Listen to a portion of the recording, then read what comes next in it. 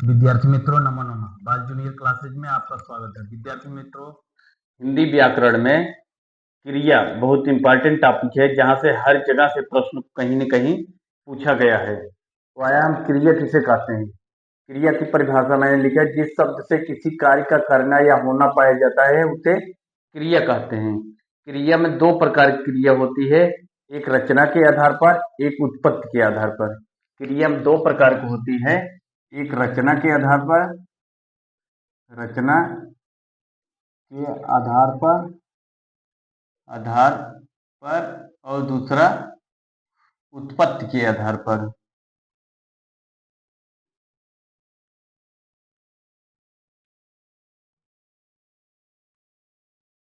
उत्पत्ति के आधार पर और रचना के आधार पर दो प्रकार के होते हैं। एक सकर्मक, पहला होता है एक सकर्मक होता है, एक दूसरा अकर्मक।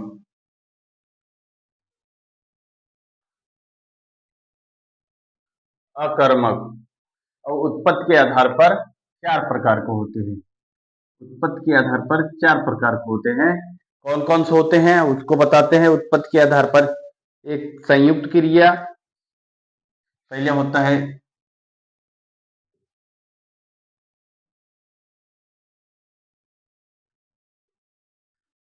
संयुक्त क्रिया, दूसरा होता है नाम धातु क्रिया,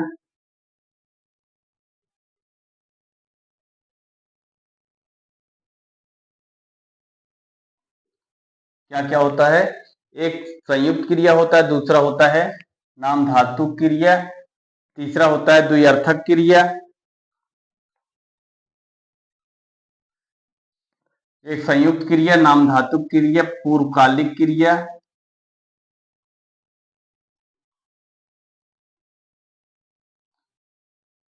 पूर्वकालिक क्रिया और चौथा होता है प्रेरणार्थक क्रिया।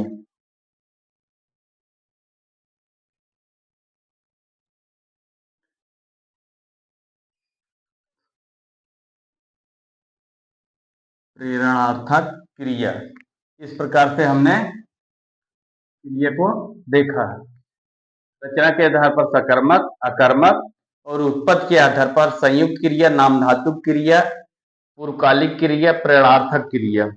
अब इसके बारे में मैं बताता हूँ। रचना के आधार पर जो सकर्मक क्रिया है और अकर्मक क्रिया है, विद्यार्थी मित्रों, सकर्म और अकर्म क्या है, जैसे एक उदाहरण मैं देता हूँ, उसी से आप समझ जाएंगे सकर्मक क्या है, अकर्मक क्या है। ये हमेशा पूछा जाता है। जैसे राम पढ़ता है, राम पढ़ता है, राम पढ़ता है, इसमें कर्म है कि नहीं है? इसमें कर्म नहीं है। क्यों? करता है राम और क्रिया है पढ़ना, लेकिन इसमें क्या है, सकर्मक अकर्मक दो है। अब ये कैसा वाक्य हो जाएगा, अकर्मक हो जाएगा। यही चीज को राम पुस्तक पढ़ता है, राम पुस्तक पढ़ता है, ये कैसा क्रिया हो जाएगा, ये सकर्मक क्रिया हो जाएगा। इस प्रकार से सकर्मक होता है और अकर्मक क्रिया होता है। ओके मित्रों, हमने ये कौन सा क्रिया हो गया, ये अकर्मक, अकर्मक। और ये कौन सा क्रिया हो गया, सकर्मक, सकर्मक। ये सकर्मक है, ये अकर्मक है। अब उत्पत्ति के आधार पर संयुक्त क्रिया है। संयुक्त क्रिया किसे कहते हैं? जैसे राम खाना खाकर सो गया, संयुक्त क्रिया देख लेते हैं। अब इसको हम अकर्मक, एक एक का हम परिभाषा लिख देते हैं, जिससे आपको अच्छे समझ में आ जाए, इसलिए लिख देता हूं। थोड़ा टाइम तो लगेगा, लेकिन आपको भविष्य में कभी भी तैयारी करेंगे तो आपको दिक्कत नहीं होगा। या कोई भी एग्जाम देंगे, वनडे, रेलवे, एसएससी, जीके कोई भी देंगे तो आपको समझ में आएगा। अब हम लिख देते हैं सकर्मक, सकर्मक जहां कर्म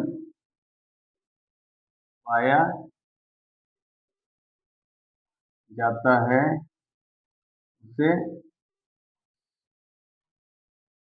सकर्मक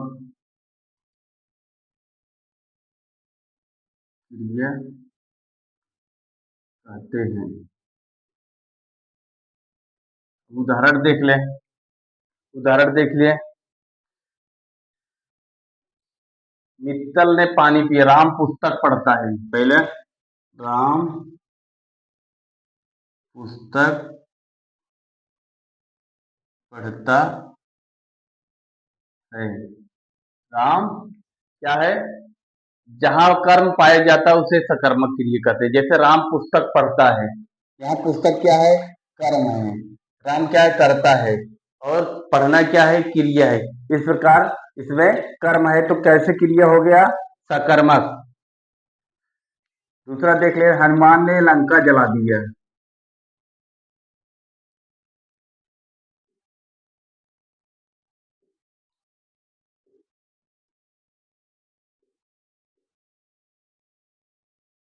हनुमान ने लंका जला दी है। ठीक है, इसमें लंका जला दिया ऑब्जेक्ट का काम कर रहा है, कर्म है। इस प्रकार से और देख लेते हैं। ग्राहक ने दूध खरीदा।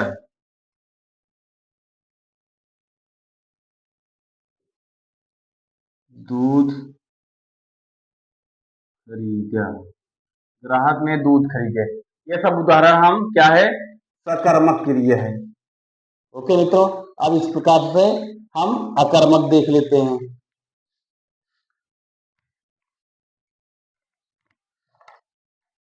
जिस वाक्य में या जहां जहां कर्म नहीं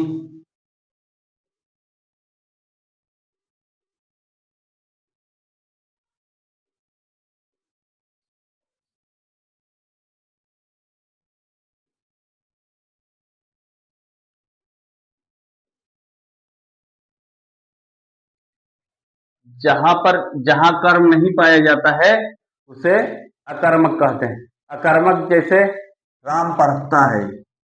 राम पढ़ता है।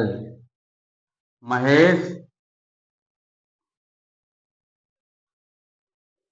खाता है। महेश खाता है। इसमें कर्म है? नहीं है, क्योंकि महेश खाता है। ठीक है, क्या खाता है कुछ पता नहीं। राम पढ़ता है, क्या पढ़ता है कुछ पता नहीं है। इसमें कर्म विहीन है, इसलिए ये सब क्या है? अकर्मक है। जैसे अर्जुन बेच रहा है। अर्जुन बेच रहा है। ये सब क्या है? अकर्मक है। इस प्रकार हमने सकर्मक देखा और अकर्मक देखा। अब उत्पत्ति के आधार पर जो उत्पत्ति के आधार पर क्रिया थी 4 प्रकार के, उसको एक एक शब्द में देख लेते हैं। अभी तक देखा रचना के आधार पर। इसी रचना के आधार पर आया है, लेकिन संयुक्त क्रिया, प्रेरणार्थक क्रिया, द्विअर्थक क्रिया ये पूछा गया है कहीं कहीं। अब दूसरा क्या है? उत्पत्ति के आधार पर।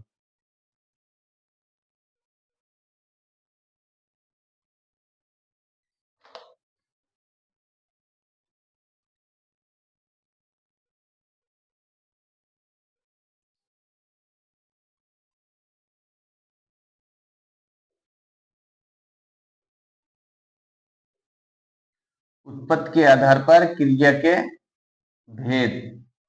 उत्पत्ति के आधार पर क्रिया के भेद। पहली बार संयुक्त क्रिया है। पहले क्या है?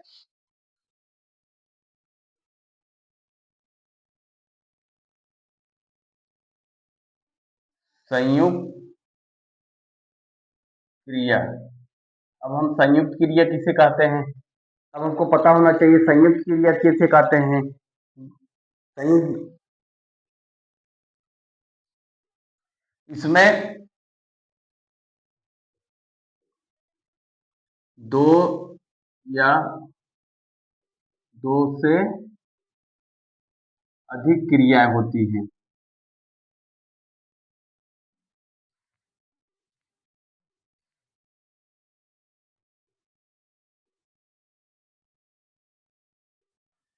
इसमें दो या दो से अधिक क्रियाएं होती है, इसलिए इसमें हम संयुक्त क्रिया कहते हैं।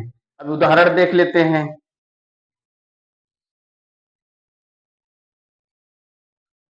जैसे राम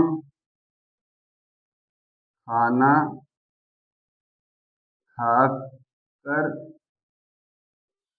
सोता है। पहली चीज, राम खाना खाया, फिर इसके बाद क्या किया? सोता है। राम खाना खाकर सोता है।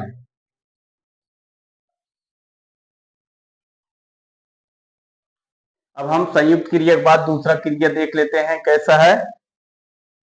नाम धातुक क्रिया।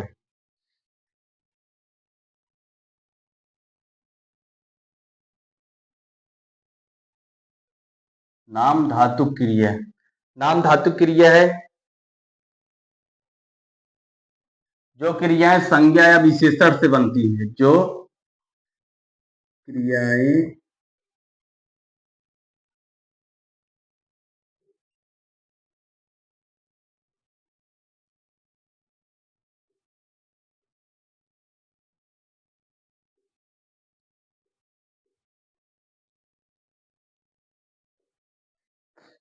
जो क्रियाएं संज्ञा या विशेषण से बनती है उसे क्या कहते हैं?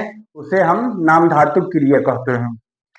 जो क्रियाएं संज्ञा या सर्वनाम विशेषण से बनती है उसे क्या कहते हैं? बनती है उसे उसे नाम धातुक क्रिया कहते हैं।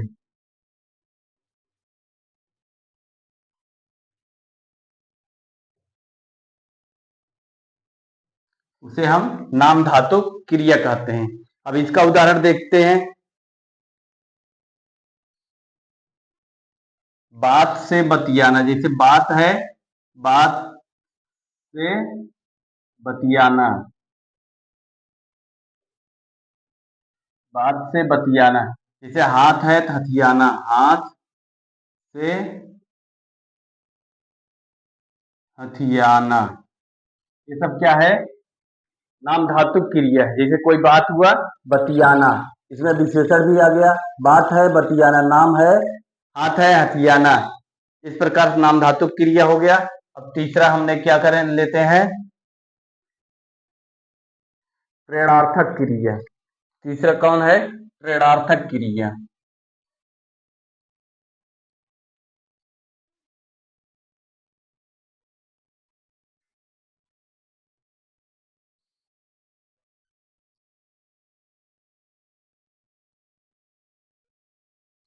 तीसरा क्या है?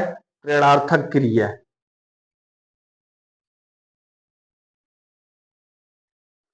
जिसमें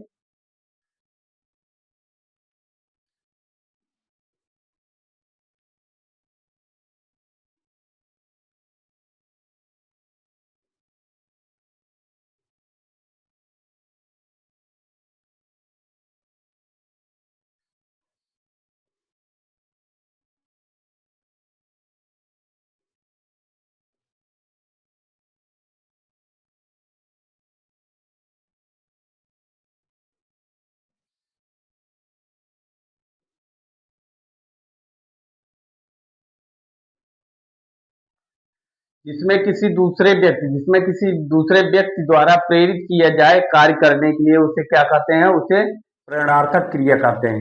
इसका उदाहरण एक देख लेते हैं। जैसे किसी कार्य को लिखवाना, लिख से लिखवाना, लिख से लिखवाना,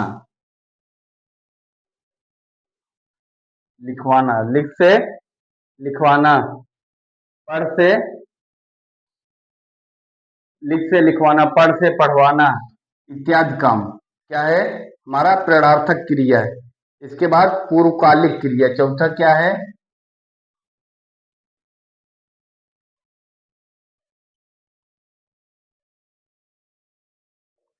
पूर्वकालिक क्रिया। पूर्वकालिक क्रिया देख लेते हैं।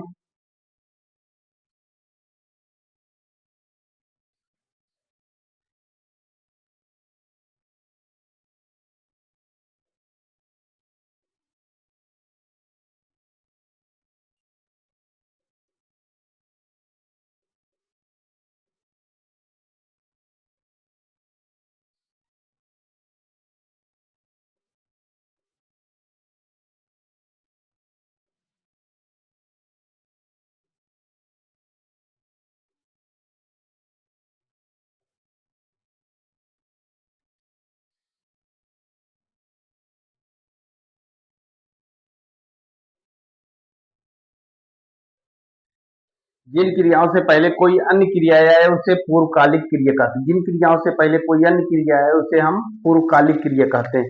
अब उदाहरण देते हैं। वह खाना खाकर सो गया।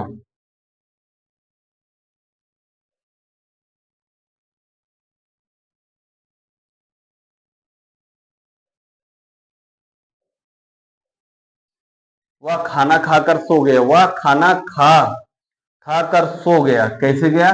सो गया। ये सोना क्या है? सो गया। सो गया लेकिन कैसे? खाना खाकर। खाना खाकर। ओके मित्रों, इस प्रकार हमने क्रिया देखा। क्रिया में दो प्रकार की, एक सकर्मक और एक अकर्मक। सकर्मक क्रिया रचना के आधार पर दो प्रकार के होते हैं, सकर्मक, अकर्मक, और उत्पत्ति के आधार पर चार प्रकार के होते हैं, संयुक्त क्रिया, नामधातुक क्रिया, प्रेरणार्थक क्रिया और पूर्वकालिक क्रिया। ओके मित्रों, उम्मीद है कि हमको आपको क्रिया बहुत अच्छे से समझ में आया होगा। इस प्रकार से हम नया नया वीडियो आपको डालते रहेंगे जिससे आप अवगत होंगे और अपने ज्ञान को और बढ़ाएंगे। तब तक के लिए विद्यार्थी मित्रों, नमो नमः।